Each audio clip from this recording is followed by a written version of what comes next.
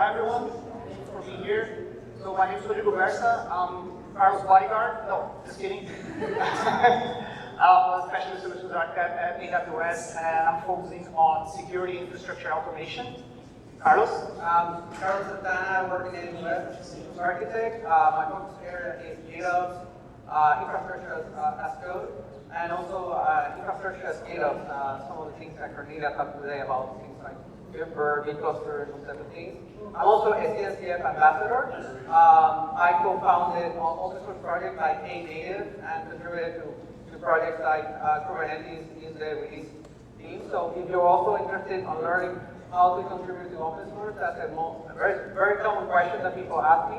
I'm happy to do a mentoring session or give you advice on how to get started in the CNCF project and how you can contribute from your work. So let's get started. Can somebody take a picture of us? Like our boss asked us like one thing, like to send me a picture to prove that we were actually here working and not just not just hanging out. This is the first time I'm speaking in public with Rodrigo, so I'm really excited. Trying to bring more people from AWS to speak in open source community. And this is a community event, so people should feel like this is a community that we're open to ask questions. There are no stupid questions, right? Everybody's on a journey, so you can ask me about things about Kubernetes or AWS. So let's start with just a basic understanding of what people do when they start with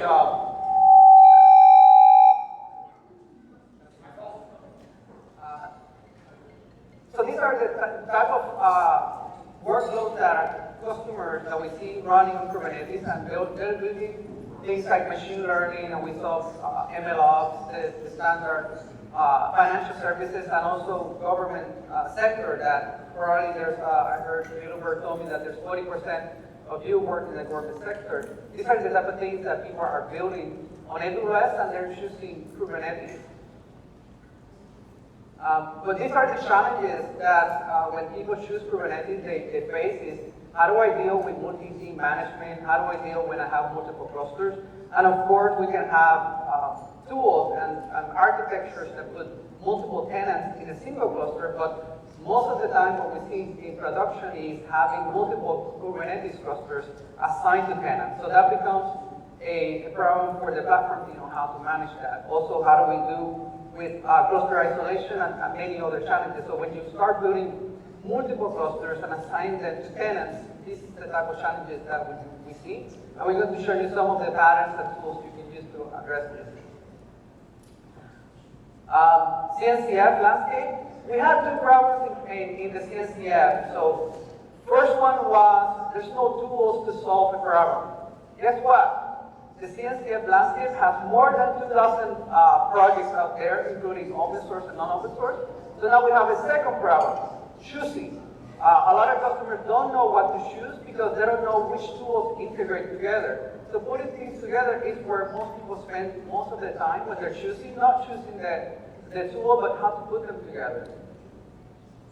So everybody chooses an orchestrator. It could be an orchestrator that is not Kubernetes, but in this case, we're a Kubernetes community day, and they start with Kubernetes. The second aspect is the data plane. How are we going to run those compute and those containers? You can choose from using worker nodes at EC2 or like Spot, and in this case, this morning we were asking questions about serverless. So we also have Fargate, which are serverless nodes that you can instantiate when you have a pod. The second problem that customers have is cluster add-ons. So these are like plugins or the cluster add-ons that the platform team is in charge of creating clusters, and then making sure the cluster is up to date and has tools that are used for all the workloads or all the teams that are going to use that cluster. So that's the platform team concern, that they have to worry about these add-ons once they choose. And then the next one is day 2 operations of like constantly updating and updating clusters and updating the add-on at the same time while maintaining backwards compatibility or making sure that the new version of Kubernetes that we are deprecating something or removing something in Kubernetes, how does it affect the things that are running? But more important, when you redeploy resources in Kubernetes, that's when you face the problem when an API for Kubernetes is also data operations is very important. So these are the different areas that we choose in terms of tools of like, what tools do I use for compliance, what tools do I use for observability, and today we're going to be talking about delivery. And we talk about GitOps, so this talk is going to be heavily talk about GitOps, because GitOps is the best way, actually the best practice, and I would say to the point that one day I would hope to see Kubernetes come out of the box with a GitOps engine, right? The same way it comes with certain extensibility or maybe APIs, standard APIs. It comes with GitOps because it's becoming the standard way of deploying resources into Kubernetes. So these are the values that when we define GitOps, these are the 4 pillars or the 4 principles. If you go to OpenGitOps.com, you will see this principle there. This is out of the working group of the CNCF GitOps working group. So this is the things that will give you ability to the source of truth becomes in declarative. So you're writing programs, you're declaring like what's the desired state that you want. The second one is it helps you with audits. So you can go back to Git and see an audit of what's configured. To the point that I'm working with customers, working with Kubernetes, that they have 2 sources of truth. One is the values.yaml or maybe the abstraction or the customized. And the second one is the hydration Git that has all the YAMLs populated and rendered, and that's the source of truth that auditors come in and see like, this is actually the change of what's in production. The second one is pushing the code, and then the last one is reverting. So you can have compliance, making sure that the desired state is enforced. If somebody goes around as a sneaky SRE, and maybe changes something and forgets to update it again, you can have policies that it reverse that configuration that you don't want. And this is the whole ecosystem of CI and CD. The CI with Git, we have been doing it for many years. I remember myself when I started using Jenkins, I would say like maybe 10 years ago, and we were using Git. You push things into Git, and then you do operations. That's not GitOps, that's continuous integration. What is GitOps is the second part, the continuously deployment of that desired state from Git. And then we come into secure environments, which is a topic in everyone, especially in government agencies, that they talk about AirGap and how secure these Kubernetes environments. Thanks, Carlos. So, how do we reach out this point where you have like multiple clusters? By the way, who of you here have just one cluster in your environment? No one, right? It's basically impossible to have like just one cluster. Kubernetes is too fun to have just one cluster, right? To play just in one cluster. So, how do you reach this maturity to have like multiple clusters? So first thing that you need to be aware is about securing your environment. So you have built your environment inside your secure network with behind firewalls and DDoS protections, and you access this environment just from internal connections, and then you did your infrastructure deployment, and you protect your perimeter. And from the traditional point of view, traditional application point of view, this may be enough. But now we are talking about modern application, microservices, and we have other things implied. Mainly when you're using GitOps to deploy your applications using external images and external packages like OCI that come from public available resources, right? So you protect your environment, but maybe you're using a public available image that has a specific vulnerability that you didn't take care. So you start creating like small breaches in your environment regarding security. So what are some strategies that we can do to fix those? So you can have a developer or a platform folk building and scanning your images using open source tools like Drive, for example, to scan for vulnerabilities and packages that you're trying to use. So by the time you're building your application, you need to make sure that you're scanning those images and packages against vulnerabilities. And then you're pushing that to an internal repository. And this repository is secure, and you need to make sure that your applications are using just this secure environment to publish and create applications across your production, mainly your production workloads. And then you can aggregate other tools like Claire, for example, to do scanning of your images that are stored in your repository. Another strategy is to use some trusted resources, some trusted source images. And here we have an example using ChainGuard. ChainGuard is an open source project that gets the public available images for most of the CNCF projects like Nginx or ArgoCD and fix all the vulnerabilities and republish them with 0 vulnerabilities. So another strategy is to have some sources, some secure or trusted sources that you can replicate to your internal repositories. So you're making sure that you're not using anything that you think that's insecure, but at the same time you're using your internal repository to do the deployments inside your Kubernetes cluster. And here's I prepared like a small demo. I hope we can see on the screen. I'm using the tool that I mentioned, that's right, to scan the default image available for ArgoCD versus the image that's available on the ChainGuard repository. On the left-hand side, I'm scanning the default image for ArgoCD that's used. It's stored on Quay.io, and as you can see, we'll be able to, after the scanning, it will show a couple of vulnerabilities. In fact, 45 vulnerabilities available on this package. So, and all these packages here are shown with some kind of vulnerability. Even they're low or negligible, they exist. Versus the ChainGuard one that has 0 vulnerabilities, right? So this is something that you need to be considering when you're using your public available images to deploy in your protected and secure cluster. Another way, this is a model for a cloud environment where you have a security network to access your environment, and here you're adding a different point of view for the image scanning. Like for example, we are using here AWS for this example, but you can use any cloud provider. And we have a tool that's called Amazon Inspector, for example, that can do like continuously scanning of your stored images. And this can be exported and with reports and create SBOMs, and then you can have like all the reports regarding the images that are residing in your environment. Okay, so we covered some of those goals and challenges that Carlos said in the beginning regarding applications and configuration management using our add-ons. We need to make sure that we are protecting our software supply chain when we're talking about microservices. And another concern is about teams management. When we are talking about multi-tenant environment, even if you have multiple clusters, you don't have one cluster per user. You have clusters that are accessed by different teams and different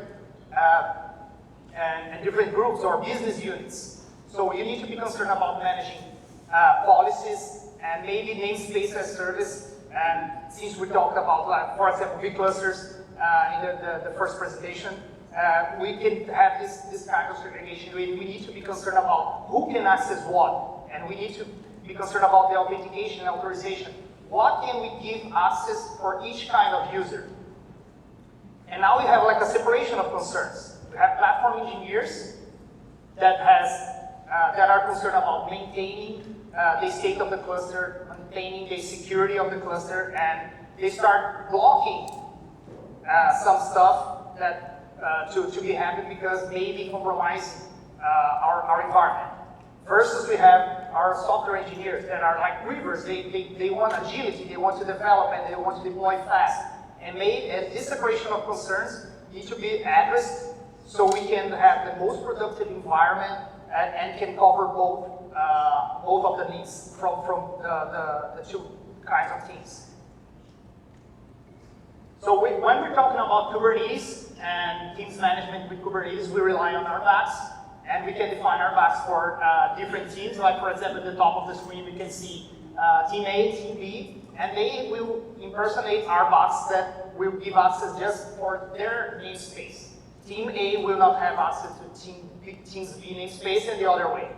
And then we can have like temporary credentials using RBACs for all the teams that may want to see if the policies are in place, if everything is working as expected, or even prepare for a compliance audition. And in the bottom of the screen, we have the platform team that has the admin RBAC that can be a cluster-wide permission, even if it's something that's not like best practice, and we will see in the next couple of slides why.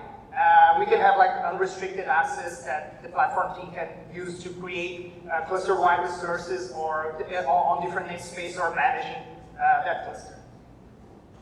The same way we have a cloud environment, but here we are adding another layer of security that are the roles. So all the users, either the developer or audit team or admin team, they need to impersonate a specific role so they will be able to use their bot that is assigned to them. So we are adding another layer of security if we are reaching out zero trust architecture, for example. And then on the ArgoCD side, we have the separation of concerns using projects. So same way as namespaces, ArgoCD projects can give access to the users to just deploy and manage resources inside their own projects. And this can be like in across different environments. As you can see in the right side of the screen, we can, the team A and team B can deploy applications or workloads across different clusters because ArgoCD can be connected in a shared environment and deployed in several environments, several different clusters. Either is in the cloud or is on-prem or any other cloud provider. And same thing for the audit team that wants to check the policies across the clusters, and admin team that has permissions to deploy and do like add-ons lifecycle across the whole environment. And then, okay, now we reached out, okay, we have some kind of teams management, we have add-ons management, and we have workload management and lifecycle cluster management configuration.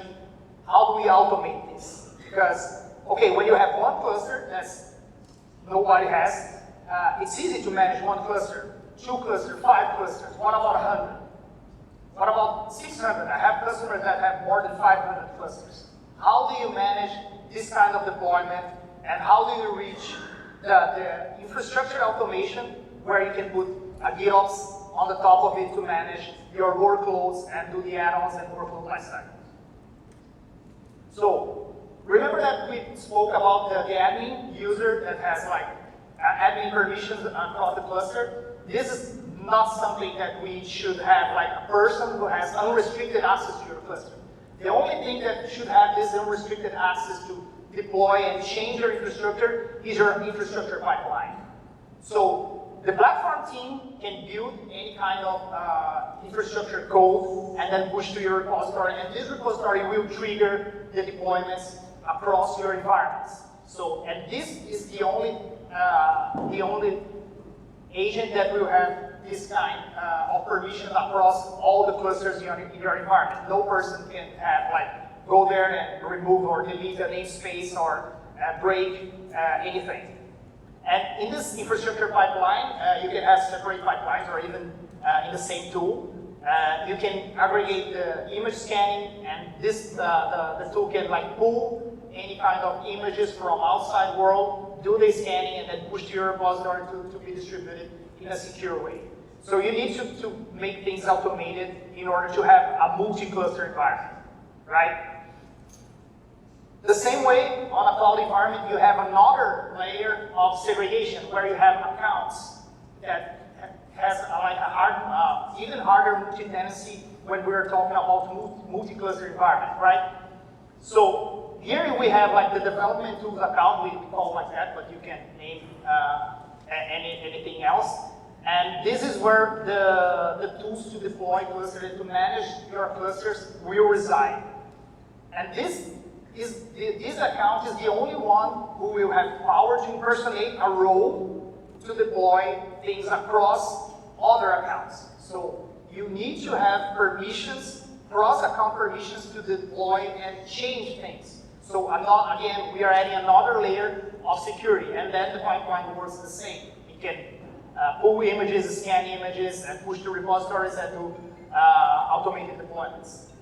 Another thing that's not on the slides is, okay, if you want another level of automation, you can use tools like on AWS we have something called Account Factory, where you can customize your accounts, and at the moment you create those accounts, it is already customized with your Kubernetes cluster, with everything that you have in place, and this tool is the only one who has access to do this kind of deployment.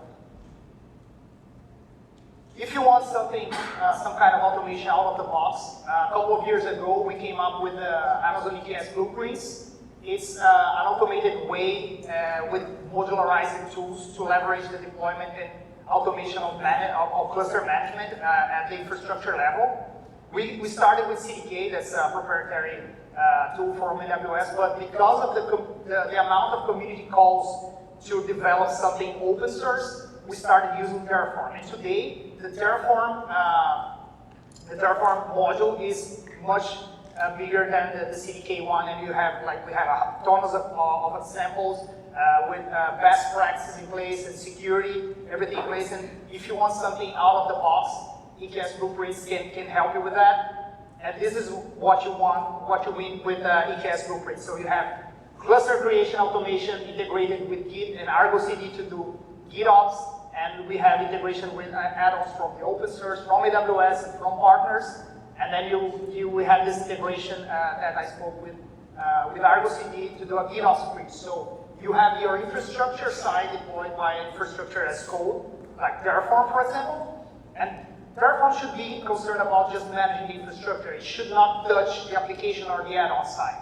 This should be done by ArgoCD. And ArgoCD, as soon as you have your cluster deployment, with ArgoCD out of the box, as Carlos mentioned before, so I have a dream that when we can deploy Kubernetes and have a GitOps tool natively deployed, you can have that using EKS Blueprints, and then ArgoCD will take care of deploying and managing all the lifecycle of all the add-ons and workloads. And then we can start using like multi-cluster management using ArgoCD and GitOps. So we learned from Rodrigo how to secure those environments. So somebody was asking. Okay. So in this type of environments, Rodrigo covered like how to secure the images, right? Like a lot of people worry about the workloads, but also the tools need to be scanned. Images cannot be downloaded from the internet and all that. So thank you, Rodrigo, for giving me clusters. So now, how do I manage multiple clusters with GitOps? Next slide.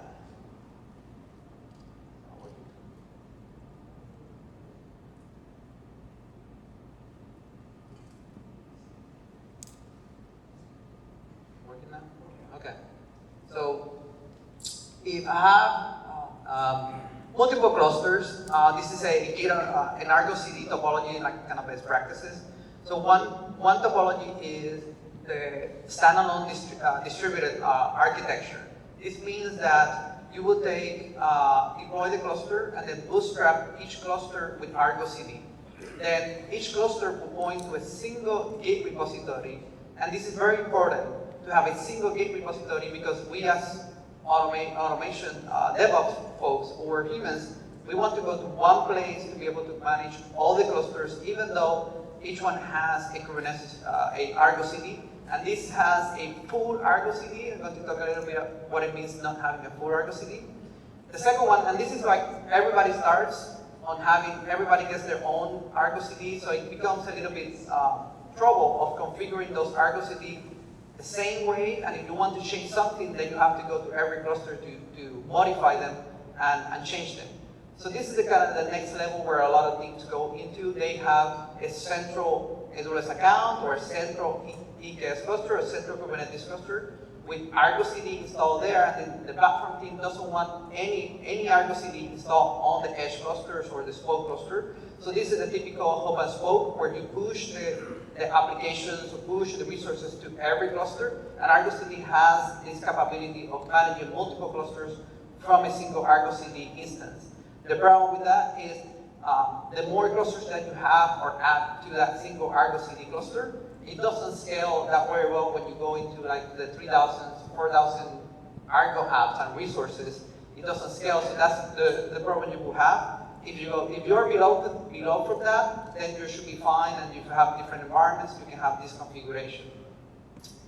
The next one that I call is hub and spoke shared. So this one is you have a central ArgoCD cluster, and then you deploy from that ArgoCD central, in the central, which is the hub, you deploy ArgoCD. So ArgoCD is deploying ArgoCD into the spoke clusters and configure it with the desired configuration. So that will give you a central place where you can say, this is how the ArgoCDs in the other clusters should be configured, how to configure single sign-on, how to configure the Argo projects, and then type that in. The problem becomes if you want to have a then give full access to ArgoCD into the edge clusters, and then you have like 2 UIs to log in.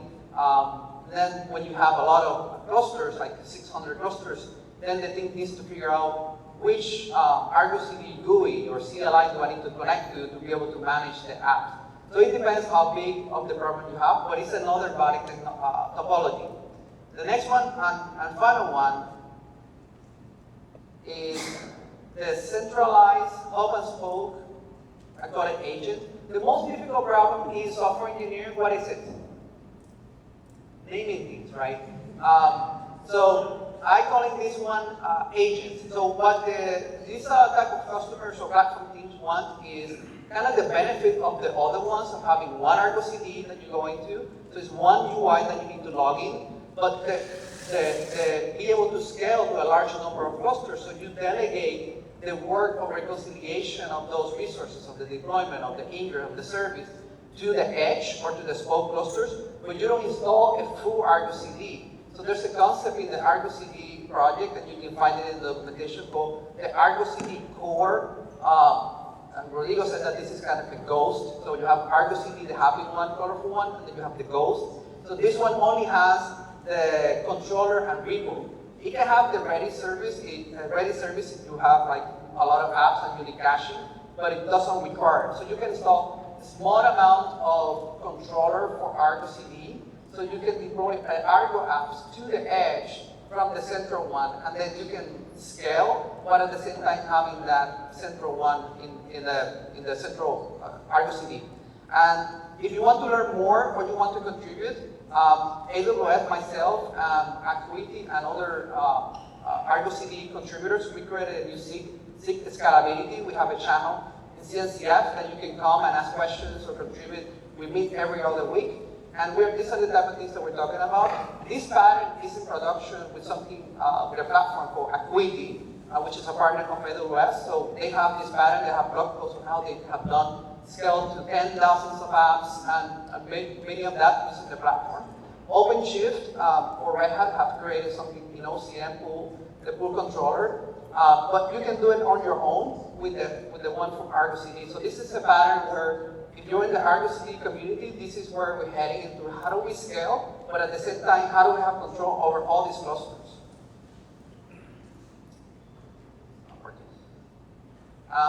So if you want to learn more, join our meetings every other week on Seek Scalability. But this is the aspect of the scaling ArgoCD. And here's some of the tips.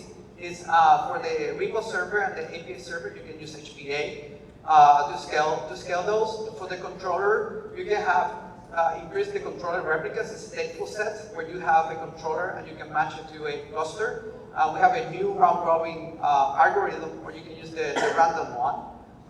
The timeouts, tuning the timeouts, you can do that, and then reconciliation optimization is a new feature into the 8, the latest version, where you can ignore updates. That's different from ignore differences. And monitoring. So the same way maybe you are in the platform teams, you're in DevOps, the workloads or the apps team is asking you for observability. You as a platform team should use observability for the tool. So ArgoCD comes with Prometheus metrics that you can scrape, something like using Prometheus Open Telemetry, which is a CNCF project, or grab them with Grafana. We have a sample Grafana dashboard. So you can see like how ArgoCD is scaling, like how much memory CPU is taking, how long the apps are taking, and taking that into account, and then use the login to see which ignores you have to do. So we go into the last section, which is the GitOps bridge that Rodrigo was talking about. So this is a pattern that we are doing with the open source community in the GitOps, is to create a pattern where people have a better better developer experience or better platform experience, creating clusters with infrastructure as code, but giving me, like Rodrigo, giving me empty clusters. No add-ons, no Helm charts, no cert manager, not anything like that, and deploy that using a GitOps, like ArgoCD or Flux. And that's the pattern of bridging infrastructure as code and GitOps. And at high level, it works like this. You can create a cluster with anything, and Nina mentioned Kappa and Kapi. We have our folks from Upbound that use Crossplane. I have customers using Pulumi and CDK, and most of our customers using Terraform. So it doesn't matter how you create that cluster. Do not do kubectl. Do not force yourself to not deploy any Helm charts. And basically, use the first step, infrastructure as code, just to create the cluster, or the VPC and the AWS resources, the AIM roles. The second one is bootstrapping. So you bootstrap and put ArgoCD or Flux, the minimum version of it, and then you create a resource. In ArgoCD, we have the cluster resource representing a cluster, and then you can attach in there labels and annotations. So in there is where the Terraform or Pulumi or Crossplane is going to add the metadata from the cloud provider that the Helm chart needs. So this is the binding and the bridging. So the next step is take all the YAMLs for these Helm charts and add a cert manager, load balancing controller, external DNS, CSI drivers, like all these things that need metadata from the cloud provider. The application set will pull out from the resource and then apply the Helm chart across all your clusters and picking up the correct version of it. So this is kind of like high-level version of it. There's a GitHub repo which has examples for Terraform, but we're working and looking for help if you're using any other tool than Terraform. So that's GitOps doing the work, installing all the add-ons from Git. So that's number 3. And going quickly because we're running out of time. And for ArgoCD, who's using ArgoCD, by the way? A couple of you.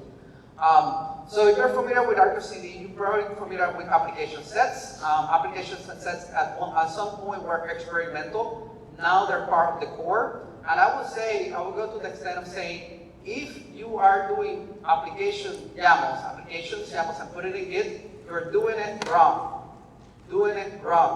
Most of the people who are doing in production, you can ask your friends that are using ArgoCD in production, you use application sets. It's generating those apps on the fly for the different environments. Even if you have one cluster, use application sets to take advantage of all the things that you can have, like having different versions of these apps per environment, per cluster, choosing which cluster gets an add-on, which one doesn't get an add-on, and having the versions and then merging and using the generators.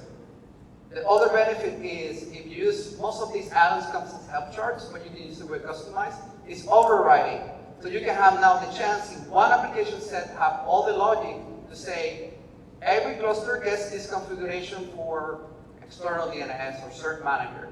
But the ones in staging versus production get the different one. But everyone has this one cluster, everybody has one cluster that needs to be different. And you know where it is, and you know what it's named, and you probably have it in 1.19 and you cannot upgrade it. Usually that's the story that I get. Everybody has one cluster. So you can override for that one cluster the values.yaml just by placing the values.yaml in different folders and then overriding it for that one cluster. And this is a visual representation of how it looks like. The GitOps bridge is you have your add-ons, your cluster overrides, your charts, which is for everyone, and then environments. And then this is an example that you can find in GitHub. And we're moving into the EKS blueprints. We just start using this pattern to support any infrastructure as code.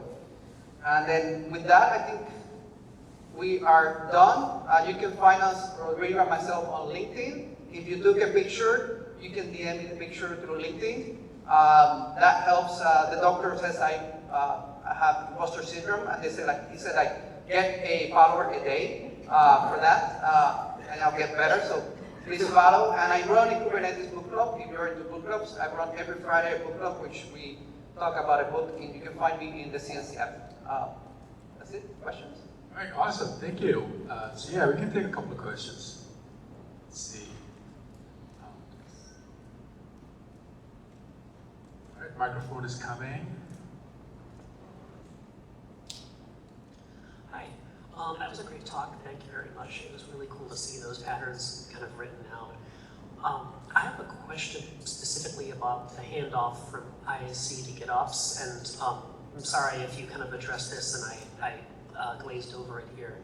So the process of going from we have nothing to we have an EKS cluster with all the OIDC stuff, figured out, linked to IAM roles and all that, is pretty well mapped using Terraform or CloudFormation or Pulumi or whatever. I like to do it using Terraform, and it's great. We can do it all in GitOps, and we can create 1 million clusters a day. And then the process of getting our applications from we have nothing to there's some YAML or a Helm chart or something, and ArgoCD can deploy it and make it all work is also a pretty well-lit path, and we're really happy with it. But when we're spinning up new clusters, the part that always kind of makes me trip over my own feet is that handoff between, okay, we have EKS, and now we need ArgoCD to take it from here.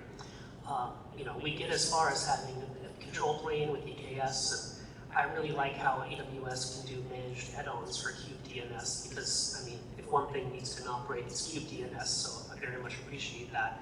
And then when it gets to be time to put Argo in there, I'm always kind of tripping over my own shoelaces and being like, kubectl apply -f Argo, please work.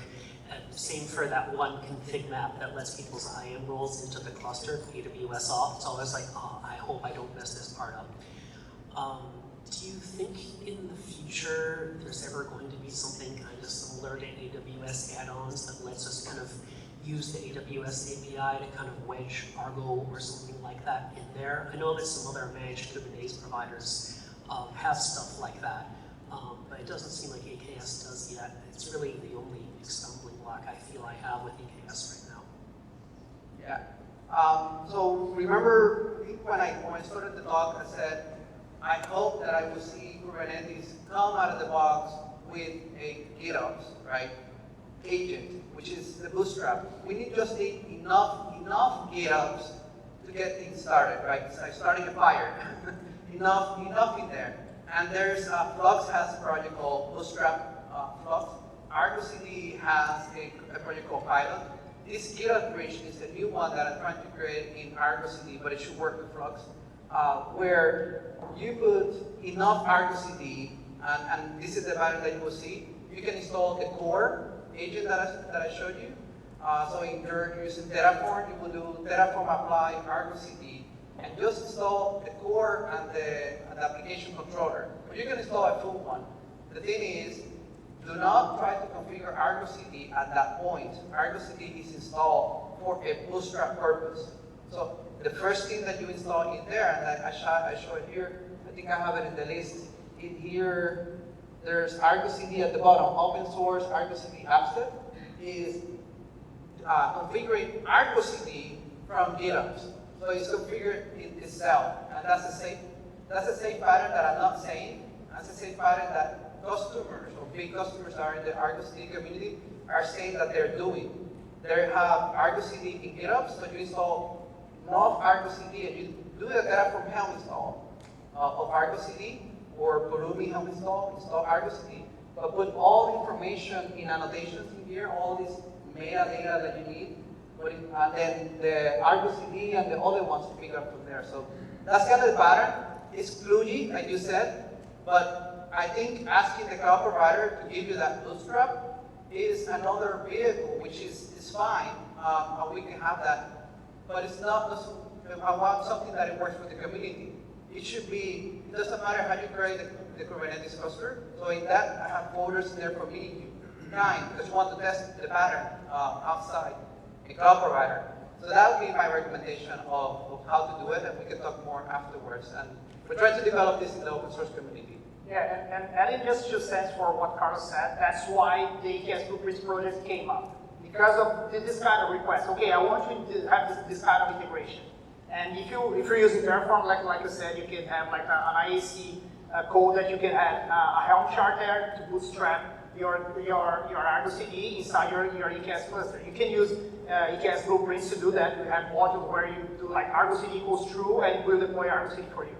So this is the connection that the Blueprints try to do to leverage this kind of deployments of and management life cycle of add-ons and things things inside your Kubernetes cluster. So if you were using Terraform, we already have it working. That is a Boolean. We have two modules. One is metadata to handle this, and another module bootstrap. So you just put equals true, and it will do it for you like out of the box. You don't have to think about it. And even if you're not using Daycast Blueprints, we have a repository that's called Blueprints Add-ons. That's just for add-ons lifecycle, and you can integrate that with your existing ICU. Yeah, any other cloud provider. I'm fishing for another cloud provider, but you know what I mean. All right, It's awesome. being recorded. That's on the record. Okay. Thank you. We'll move forward to the next session. Thank you, Carlos.